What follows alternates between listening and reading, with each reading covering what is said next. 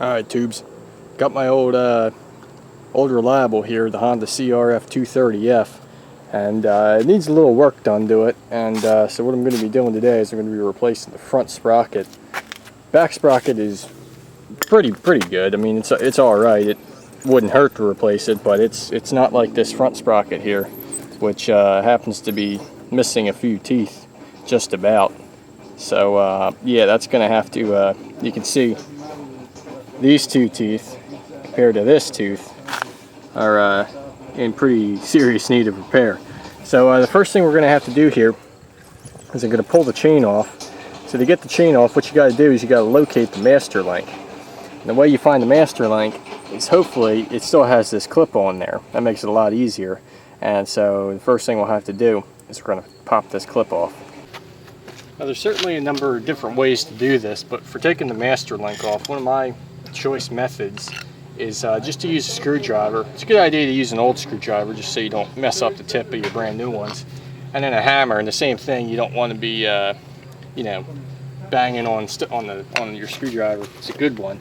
Then all I do is I put the bike in gear so it can't move, and then I'll take the hammer and the screwdriver, and I'll put the screwdriver on the end of the clip and kind of get it between where the two are at.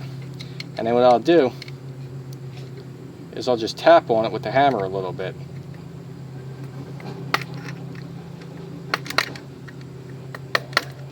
You get to take a couple good taps on there, and your master link clip will pop right off. So once you got that off, then what you want to do is you want to take your screwdriver and get it behind the actual master link. Let me zoom in for you a little bit so you can see what's going on here. And you want to pop this thing right off. You just use your screwdriver to do that. And once that comes off, then you can separate your chain like so. And just be careful, if it's a chain like this, you do have O-rings that you want to watch out for. You might have noticed that one of them popped off, so don't lose those. But then once you do that, your chain's apart. Alright, I decided I'm going to leave this this little shield on here because it's not really too much of a shield anyway, and I don't really feel like taking the other bolt off down there. So to get the sprocket off, it's pretty easy. All you have to do is loosen these two bolts. They're both 10 millimeters, and I highly recommend you use a 6-sided socket because they could be on there pretty tight, and you don't want to strip these out. That'll create a whole lot more extra work for you that you really don't want to have to go through. So just take them out, and I'll just mention, you know, I mean, these weren't too particularly tight. I don't know if the previous installer used anti-seize or what the deal was, but you know, I mean, if you think you need to use penetrating oil, that's your call. I'll recommend it. It's certainly probably not a bad idea, but I didn't use it myself and didn't really have any problems. So this little piece comes off here. We're going to save that, and then the sprocket itself will just come right off of the shaft there. It's a spline shaft, so it just slips on there, and you can see this sprocket was really probably one of the worst sprockets I've ever seen. So now what we're going to do, we're going to take our new sprocket, another 12 toother here, and you can see how there's like this little lip here. I'm going to put that to the back. So that's going to slide on. You just got to line up the splines here. And then we'll take this little piece, and this goes back over top.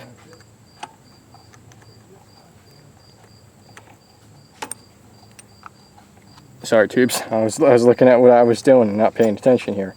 And then all we got to do is line this little piece up with the holes, and then put our bolts back in. Alright, so I've snug those bolts up. I'm not going to give you a torque spec because you'll find, like watching YouTube videos of various jobs, every guy tells you a different number. So if you want to look up the torque spec, you know, be more than glad to. But what I've basically done is snug them, but you don't want to go too tight because then you'll strip them out. Because depending on your sprocket, I mean, if you got an aluminum sprocket, it will be very easy to strip out. And if you got steel sprocket, it won't be as hard, but still something you got to be aware of. So now what we got to do is just take the chain and loop that back through. That's probably going to be a two-hand job again, and it's not really that exciting anyway. So we'll make sure we go back into neutral here, so it makes it a little bit easier here. And like I said, this sprocket back here is it's not in bad shape. This is we got a 50 sprocket on the back here. We just put 12 on the front. So yeah, I'm going to reuse this sprocket and chain. Alrighty, so I've looped the chain back around here and gotten it all the way through. And as it just happened, we're going to be working on the bottom here as opposed to the top. There's not really any disadvantage, but you know, just make sure your chain's looped around. You don't have any like bubbles in here, I call them, where the chain's kind of looped up around and skipping the tooth. So once you make sure everything's good, what you're going to do is, I kind of already started to put it together here, but you take that little pin there that sticks out on the one end of the master link, and that goes through here on the other end. So you basically just push that through, and you might need to, probably don't need to tap on it, but you know, just make sure it goes all the way. And then you take your link here, little cover, you push that on, and same thing. I'm working with one hand here, so it's kind of difficult, but you know, you just got to make sure it goes all the way on. And you'll know it's all the way on when the slots are visible where the clip goes on. So I'm going to work with that, and then as far as putting the clip on, I'll actually show you with this off. Basically, it goes on the exact same way it went off, except the opposite. So what I kind of do is, a lot of times you can get the back part lined up, get it on the track there, and then get it ready to go on the front, and just tap it on the opposite way it came off. But let me get it prepped up here, and then I'll show you how I do that. Alright, so I've worked with this a little bit just to get the pin all the way through so the slots are showing. And what I do here is, once that's done, is I slide the pin back here where the space is bigger, and I actually get it on the first side. And then what I'll do, I'll come in here with my screwdriver, and I'll get behind here and make sure if you get it slid on enough, you have enough space in here to the point where you can get your screwdriver in there and start working it on there.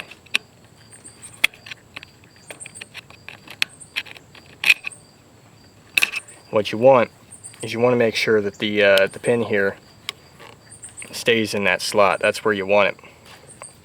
So what I'll do is, I'll just take my screwdriver here, and I'll keep working with it. And then finally, to get the last little way, I'll put it back in gear. Same thing, just like I took it off. Let me zoom out for you, make it a little more, actually I think we're all the way out. But I'll take my hammer, my screwdriver lined up, give it a little tap. Tap, tap.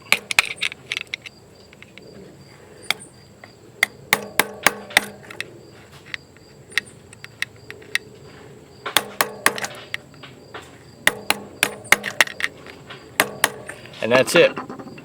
The way you know it's on there is when this bottoms out on the pin, when the clip won't go any further. That's how you know it's on. And then just double check, make sure that your pins, your clip is actually in the little slots, the little grooves there. And once you do that, you're good to go. So I think that's going to conclude this video of how to change this front sprocket. Hopefully it was helpful.